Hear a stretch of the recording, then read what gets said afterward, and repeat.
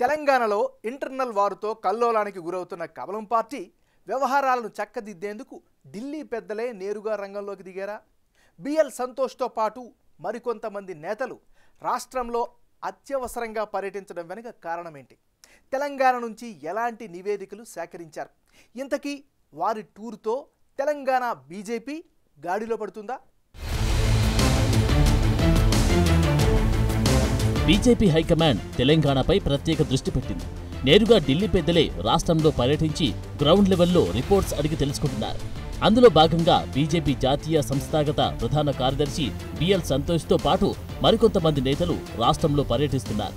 Party అంతర్గత అంశాలు, party వ్యవహారాల్లో ఏం జరుగుతుందో అధిష్టానానికి గత కొంతకాలంగా సరియైన రిపోర్ట్స్ అందడం లేదని ఢిల్లీ పెద్దలు భావిస్తున్నారట. రాష్ట్ర కీలక నేతలు ఎవరికి వారు నచ్చిన విధంగా అధిష్టానానికి నివేదికలు ఇస్తూ ఉండడంతో గందరగోళ పరిస్థితులు నెలకొన్నాయంటున్నారు. వలస నేతలకు తెలంగాణ బీజేపీ పగ్గాలు అప్పగిస్తారనే ప్రచారం జరుగుతున్న నేపథ్యంలో అధ్యక్ష పదవి ఎంపిక విషయంలో ప్రస్తుతం రాష్ట్ర బీజేపీ అధ్యక్షుడిగా ఉన్న కేంద్ర మంత్రి కిషన్ రెడ్డి డబుల్ రోల్ పాత్ర పోషిస్తున్నారని టాక్ వినిపిస్తోంది. అధ్యక్ష పంచాయతీ పక్కన పెడితే 2028 టార్గెట్గా తెలంగాణలో రామరాజ్యం తెచ్చేందుకు బలమైన నాయకత్వాన్ని తయారు చేసుకోవాలని ఢిల్లీ పెద్దలు భావిస్తున్నారు.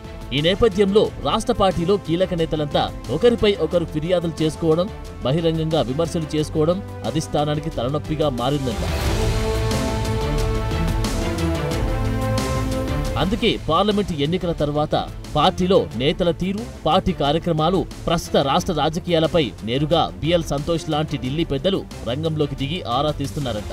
అంతేకాదు గెలిచిన 8 అసెంబ్లీ, పార్లమెంటు నియోజకవర్గాలతో పాటు ఓడిపోయిన 9 పార్లమెంటు నియోజకవర్గాలు, అసెంబ్లీ నియోజకవర్గాల్లో ఎలాంటి కార్యక్రమాలు చేశారనే వివరాలను అధిష్టానం సేకరిస్తుందంట.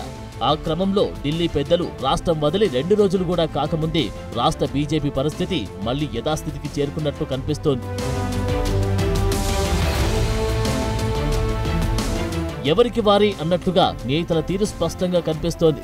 అధ్యక్ష పదవి అంశంలో రాష్ట్ర పార్టీ కొత్త పాత నేతలంటూ రెండుగా చీలిపోయింది. ఇక తాజాగా రాష్ట్ర నాయకత్వం వర్సెస్ గెలిచిన 8 మంది శాసనసభ్యుల మధ్య గ్యాప్ పెరిగింది. అంతేకాదు గెలిచిన 8 మంది ఎమ్మెల్యేలు 5 గ్రూపులన్నట్లు వ్యవహరిస్తున్నారు. ఈ అంతర్గత గ్యాప్ వల్లే గత అసెంబ్లీ సమావేశాల్లో సైతం బీజేఎల్పీ ప్రభుత్వాన్ని ఇరుకున పెట్టడంలో విఫలమైందనే వాదనలు వినిపిస్తున్నాయి. శాసనసభలో 8 స్థానాలు, లోక్సభలో 8 స్థానాలు గెలిచాం. 2028 శాసనసభ ఎన్నికల్లో 88 స్థానాలు గెలుచుకొని తెలంగాణలో అధికారంలోకి వస్తామంటూ లోక్సభ ఎన్నికల ఫలితాల తర్వాత బీజేపీ నేతలు గట్టిగా చెప్పారు. లోక్సభ ఫలితాలు వెలువడి 60 రోజులు దాటింది. తెలంగాణలో బీజేపీ అంతా చల్లబడిందని పార్టీ శ్రేణులు నిట్టూరుస్తున్నారు. పార్టీలో 8 మంది ఎమ్మెల్యేలు ఉంటే ఎవరి గోల వార్దే అన్నట్లుగా పరిస్థితి తయారైంది. శాసనసభ సమావేశాల్లో బీజేపీ తరపున శాసనసభ్యులు మాట్లాడేందుకు అంశాలను సిద్ధం చేసిన పార్టీ నేతలు శాసనసభకు వెళ్తే కనీసం లోపలికి వెళ్లడానికి పాసులు కూడా ఇవ్వలేదట. గంటల తరబడి అక్కడ నిలబడినా ఒక్క ఎమ్మెల్యే కూడా పట్టించుకోకపోవడంతో వెనక్కి తిరిగి వచ్చేశారట. తాజాగా బీజేపీ పదాధికారుల సమావేశం రాష్ట్ర కార్యాలయంలో పార్టీ అధ్యక్షుడు కేంద్ర మంత్రి కిషన్ రెడ్డి నిర్వహించారు. తెలంగాణలో ఉన్న 8 మంది ఎమ్మెల్యేల్లో ఒక్కరు మాత్రమే హాజరు కావడం విశేషం. ఇటీవల గవర్నర్ జిష్ణుదేవ్ వర్మ ప్రమాణ స్వీకారానికి వెళ్లిన ఎమ్మెల్యేలను ఆయన పట్టించుకోలేదట.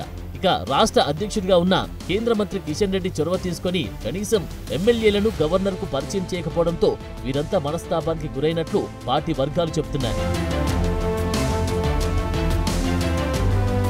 అటు శాసనసభతో పాటు ఇటు బయట కూడా రాష్ట్ర పార్టీకి ఎమ్మెల్యేలకు నడుమ దూరం పెరుగుతుందని, పార్టీ రాష్ట్ర కార్యాలయంలో జరిగే కార్యక్రమాలకు అసలు శాసనసభ్యులకు సమాచారం ఉండడం లేదని, ఇటీవల Kisan cell help line centre ప్రారంభానికి కూడా ఒక్క ఎమ్మెల్యే హాజరు కాకపోవడమే దీనికి నిదర్శనమని అంటున్నారు.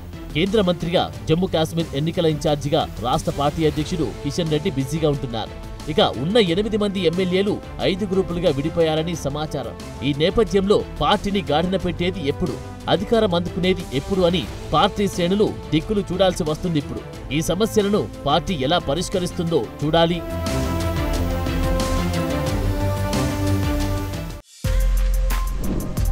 For more videos like this, subscribe Big TV channel.